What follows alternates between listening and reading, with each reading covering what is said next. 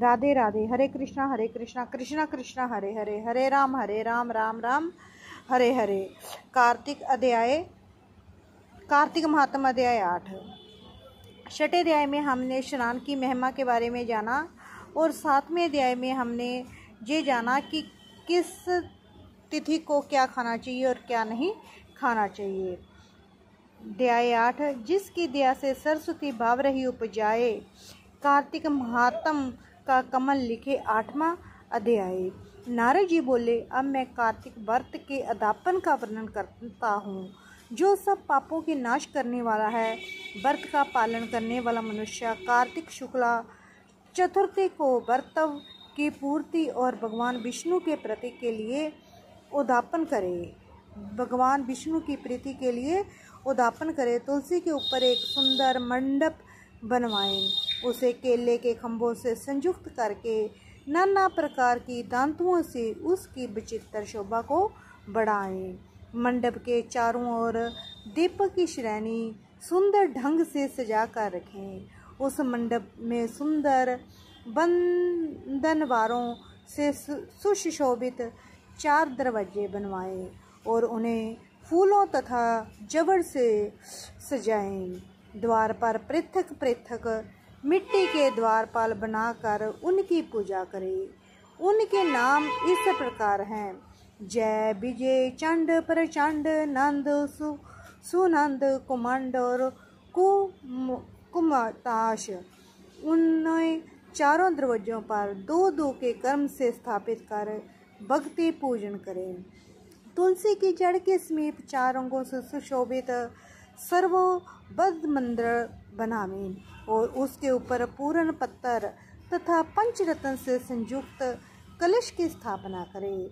कलश के ऊपर चक्कर गदाधारी भगवान विष्णु का पूजन करें। भक्ति पूर्वक उस तिथि में उपवास करें तथा रात्रि में गीत, बांध, कीर्तन आदि मंगलमय आयोजनों के साथ जागरण करें।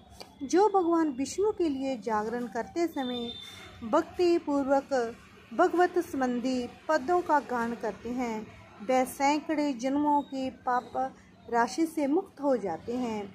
जो मनुष्य भगवान के निमित्त जागरण करके रात्रि भर भगवान का कीर्तन करते हैं, उनको असंख्य गोदान का फल मिलता है। जो भगवान की मूर्ति के सामने नृत्य गान करते हैं, उनके अनेक जन्मों के एकत्रित पाप नष्ट हो जाते हैं।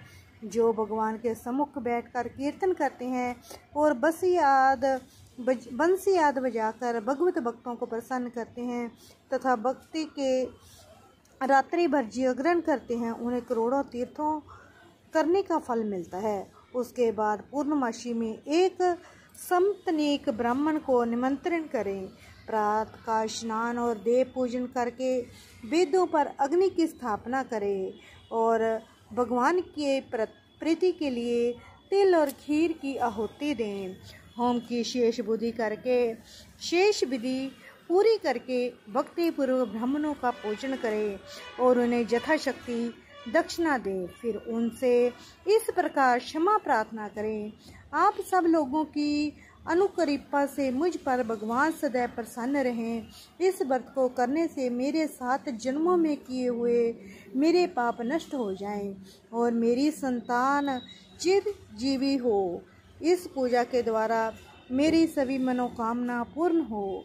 मेरी मृत्यु के पश्चात मुझे अतिशय दुर्लभ विष्णु लोक की प्राप्ति हो।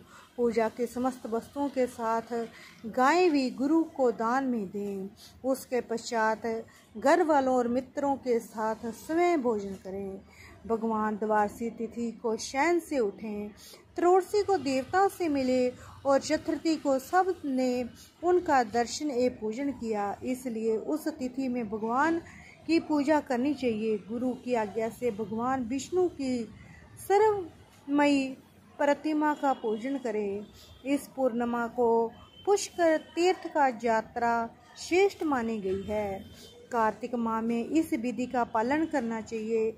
जो इस प्रकार कार्तिक के व्रत का पालन करते हैं, वे धन्य और पूजनीय हैं। उन्हें उत्तम फल की प्राप्ति होती है। जो भगवान विष्णु की भक्ति में तत्पर होकर कार्तिक में व्रत का पालन करते हैं, उनके शरीर में स्थित सभी पाप तत्काल नष्ट हो जाते हैं। जो श्रद्धापूर्वक कार्तिक के उद्यापन का महात्म सुनता है या सुनाता है, वह भगवान विष्णु का वरदान प्राप्त कर लेता है। 7वां अध्याय समाप्त। राधे राधे। हरे कृष्णा कृष्णा कृष्णा हरे हरे, हरे राम राम राम हरे हरे।